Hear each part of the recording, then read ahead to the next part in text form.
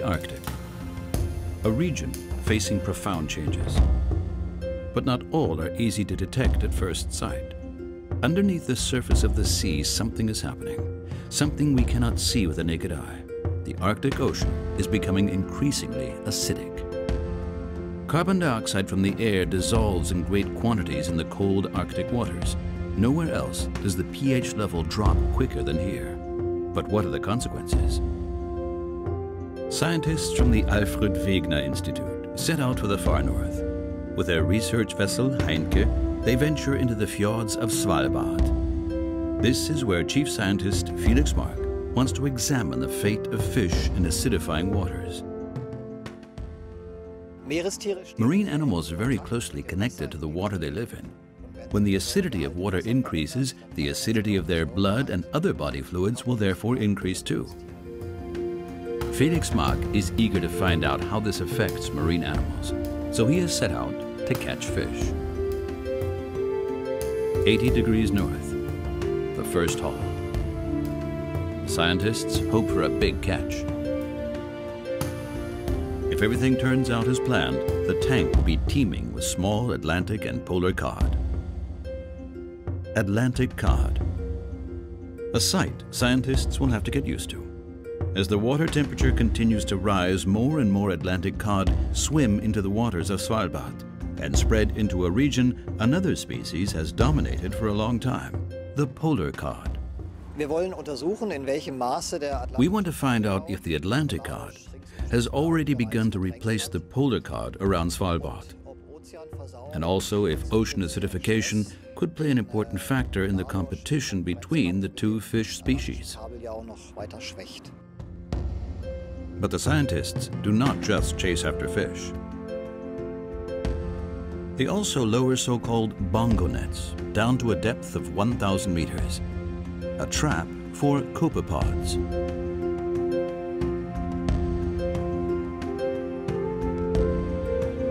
These tiny crustaceans are the preferred food of Polar Cod and therefore of great interest to Felix Mark.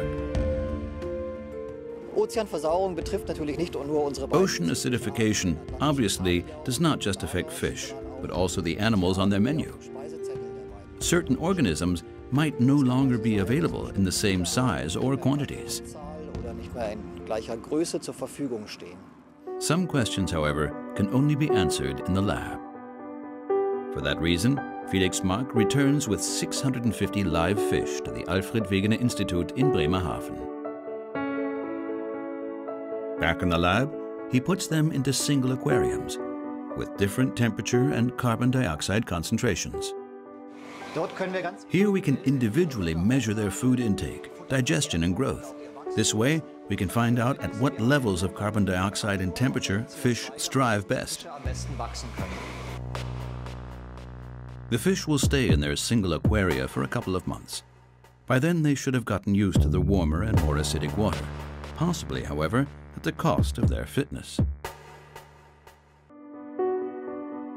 A fitness test will show if this is true. One after the other, Felix Mark and his colleagues put the fish into a swim tunnel.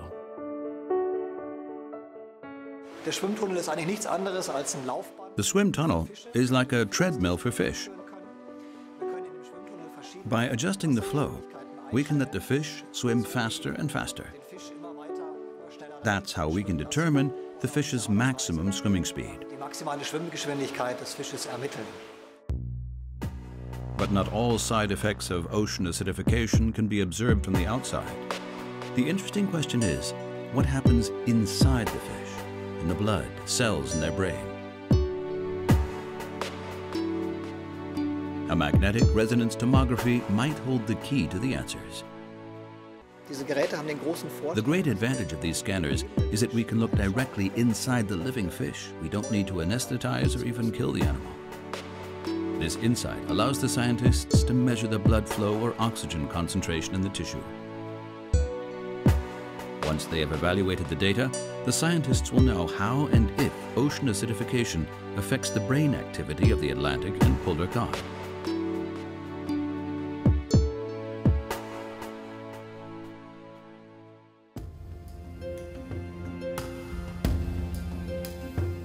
Felix Mark is one of the first scientists to investigate how warmer and more acidic waters affect fish.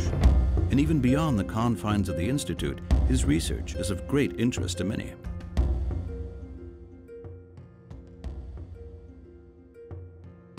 The experiments we conduct here are part of a German research project on ocean acidification called BioAcid.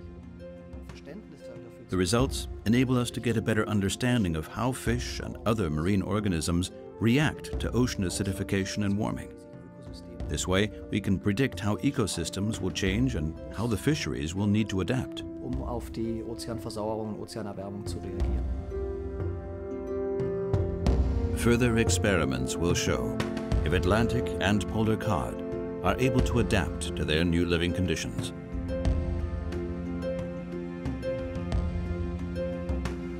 But scientists are already certain, underneath the surface of Arctic waters, an entire ecosystem is changing.